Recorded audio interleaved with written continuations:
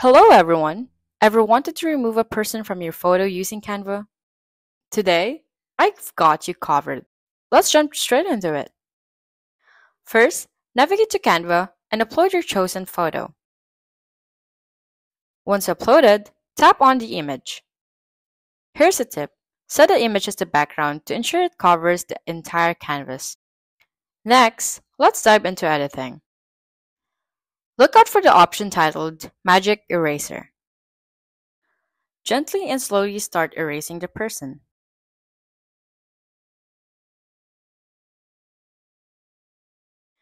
Make sure you're careful to keep the areas you want to untouched.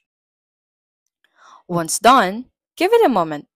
Canva's magic eraser will do its wonders. And just like that, the person in your photo will vanish, leaving you with a clean image. There you have it, a hassle-free way to remove someone from your photo using Canva. If you found this guide helpful, don't forget to like, subscribe, and hit the notification bell for more updates. Until next time, bye-bye.